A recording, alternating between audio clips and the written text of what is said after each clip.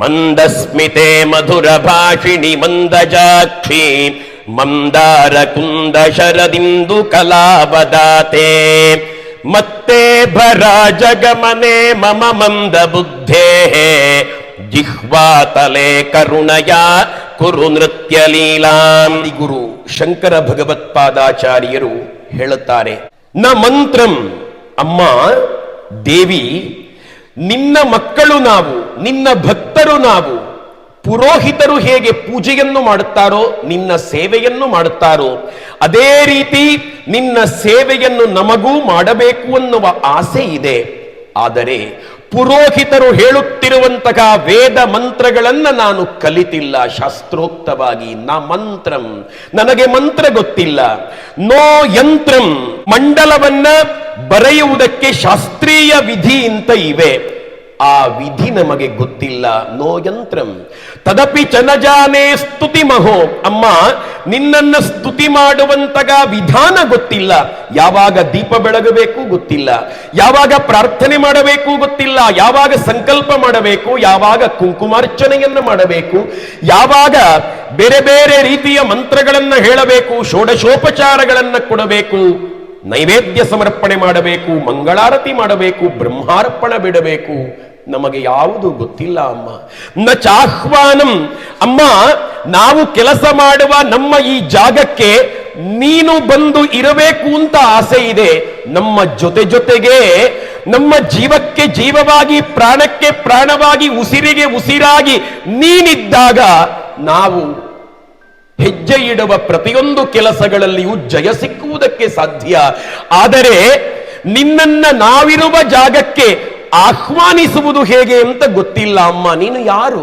ದೇವದೇವೋತ್ತಮೆ, ದೇವತಾ ಸಾರ್ವಭೌಮ ಪೀಠಾಧಿರೂಢೆ, ಅಖಿಲಾಂಡ ಕೋಟಿ ಬ್ರಹ್ಮಾಂಡವನ್ನೇ ಹೆತ್ತ ತಾಯಿ ನೀನು. ನಿನ್ನಂತವಳನ್ನ ಹುಲುಮಾನವ ನಾನು. ನನ್ನ ಎದುರುಗಡೆ ಆಹ್ವಾನಿಸುವುದಕ್ಕೆ ಗೊತ್ತಿಲ್ಲ ಅಮ್ಮ. ನ ಧ್ಯಾನಂ, ಅಮ್ಮ ಲಕ್ಷ್ಮೀ ದೇವಿ, ನಿನ್ನ ಪಾದ ಅದು ಪಾವನ ಪಾದ, ಅದು ಪುಣ್ಯ ಪಾದ, ಅದು ಶ್ರೇಷ್ಠ ಪಾದ. ನಿನ್ನ ಪಾದ ಪದ್ಮಗಳನ್ನು, ಆ ಕುಸುಮ ಕೋಮಲ ಅಡಿದಾವರೆಗಳನ್ನು ನನ್ನ ಹೃದಯದಲ್ಲಿ ತುಂಬಿಕೊಂಡು ಜಗತ್ತನ್ನ ಮರೆತು ಧ್ಯಾನದ ಆನಂದದ ಲಹರಿಯಲ್ಲಿ ತೇಲಾಡುವುದಕ್ಕೆ ನಾನರಿಯೇನಮ್ಮ.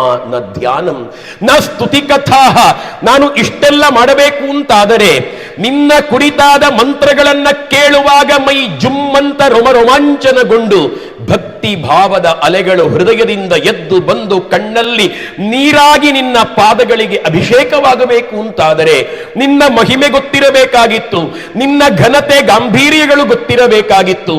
ಅವು ಯಾವುವೂ ನನಗೆ ಗೊತ್ತಿಲ್ಲ ಅಮ್ಮ.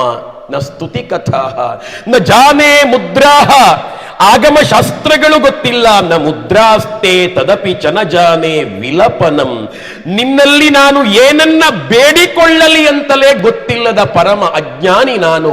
ಪರಂ ಜಾನೆ, ಆದರೆ ಒಂದು ವಿಷಯ ಗೊತ್ತುಂಟಮ್ಮ.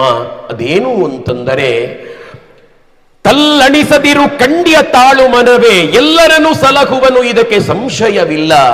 ಬೆಟ್ಟದ ತುದಿಯಲ್ಲಿ ಹುಟ್ಟಿದ ವೃಕ್ಷಕ್ಕೆ ಕಟ್ಟೆಯನ್ನು ಕಟ್ಟಿ ನೀರೆರೆದವರು ಯಾರೋ, ಹುಟ್ಟಿಸಿದ ಸ್ವಾಮಿ ತಾಹೊಣೆಗಾರನಾಗಿರಲು ಗಟ್ಟಿಯಾಗಿ ಸಲಹುವನು, ಇದಕ್ಕೆ ಸಂಶಯವಿಲ್ಲ ಅಂತ ಗೊತ್ತಿದೆ ಅಮ್ಮ. ನಿನ್ನನ್ನ ನಂಬಿದರೆ ನನಗೆ ಜೀವನದಲ್ಲಿ ಸೋಲು ಬರಲಿಕ್ಕಿಲ್ಲ ಅನ್ನುವ ವಿಶ್ವಾಸ ಇದೆ ಅಮ್ಮ. ಮಾತಃ ತ್ವದನು ಶರಣಂ ಕ್ಲೇಶಹರಣಂ, ನಿನ್ನಲ್ಲಿ ನಾನು ಶರಣಾಗತನಾದೆ, ನಿನ್ನನ್ನು ನಾನು ಅನುಸರಿಸಿದೆ ಅಂತಾದರೆ ನನ್ನ ಮಾನಸಿಕವಾದ ತುಮುಲಗಳು ಪರಿಹಾರವಾಗ್ತವೆ ಅಂತ ಗೊತ್ತಿದೆ. ಇಷ್ಟು ಮಾತ್ರ ಗೊತ್ತಿದ್ದುಕೊಂಡು ಪುರೋಹಿತರನ್ನು ಕರೆದು ನಿನ್ನನ್ನ ಪೂಜೆ ಮಾಡುವುದಕ್ಕೆ, ನಮ್ಮ ಹೃದಯದ ಭಕ್ತಿಯನ್ನ ಸಮರ್ಪಿಸುವುದಕ್ಕೆ ನಾವೆಲ್ಲರೂ ಒಟ್ಟುಗೂಡಿದ್ದೇವೆ. ರಾಮಕೃಷ್ಣ ಮಠದ ಮಂಗಳೂರು ಶಾಖೆಯ ಅಧ್ಯಕ್ಷರಾಗಿರುವ, ನಮ್ಮೆಲ್ಲರ ಮಾರ್ಗದರ್ಶಕರಾಗಿರುವ ಗುರುಗಳಾದ ಪರಮ ಪೂಜ್ಯ ಶ್ರೀಮತ್ ಸ್ವಾಮಿ ಜಿತಕಾಮಾನಂದಜಿಯವರ ಉಪಸ್ಥಿತಿಯಲ್ಲಿ ನಾವೆಲ್ಲ ಸೇರಿಕೊಂಡು ನಿನ್ನ ಪಾದಗಳಿಗೆ ಅರ್ಚನೆಯನ್ನ ಮಾಡುವುದಕ್ಕೆ ಸಮಾಹಿತಗೊಂಡಿದ್ದೇವೆ. ಈ ಮಾಡುವ ಪೂಜೆಯಲ್ಲಿ ಯಾವುದಾದರೂ ತಪ್ಪುಗಳು ಬಂದರೆ ನಿನ್ನ ಮಕ್ಕಳಿಂದ ಆದ ತಪ್ಪುಗಳು ಅಂತ ಭಾವಿಸಿ, ತಾಯಿಯಾದ ನೀನು ನಮ್ಮ ಪ್ರೀತಿಯ ಪೂಜೆಯನ್ನು ಸಂತೋಷದಿಂದ ಸ್ವೀಕರಿಸಿಕೊಂಡು ಒಂದು ಒಳ್ಳೆಯ ಸಮಾಜ ಕಾರ್ಯದ ಹಿನ್ನೆಲೆಯಲ್ಲಿ ಈ ಸಂಸ್ಥೆಯನ್ನು ಕಟ್ಟಿಕೊಂಡಿದ್ದೇವೆ. ಈ ಭಾರತ ಸ್ವಚ್ಛಗೊಳ್ಳಬೇಕು. ಸ್ವಚ್ಛವಾಗಿಯೇ ಇರುವ ಭಾರತದ ಬಹಿರಂಗ ಸ್ವಚ್ಛತೆ, ಕಣ್ಣಿಗೆ ಕಾಣುವ ಹೊರಗಿನ ಕಸಗಳ ವಿಲೇವಾರಿ ಸಮರ್ಪಕವಾಗಿ ನಡೆಯಬೇಕು. ಅದಕ್ಕೊಂದು ವೈಜ್ಞಾನಿಕವಾದಂತಹ ತಂತ್ರಜ್ಞಾನದ ಮೂಲಕ ಕಂಡುಕೊಂಡಂತಹ ಒಂದು ವ್ಯವಸ್ಥೆಯ ಅಡಿಯಲ್ಲಿ ಈ ಭಾಗದಲ್ಲಿ ಆ ಸೇವೆಯನ್ನ ಭಾರತ ಮಾತೆಯ ಪುಣ್ಯ ಪಾದಗಳಿಗೆ ಸಮರ್ಪಣೆ ಮಾಡಬೇಕು ಅಂತ ಹೊರಟ ಈ ಕಾರ್ಯಕ್ಕೆ ಯಶಸ್ಸನ್ನ ಅನುಗ್ರಹಿಸಿಕೊಡಬೇಕಮ್ಮ.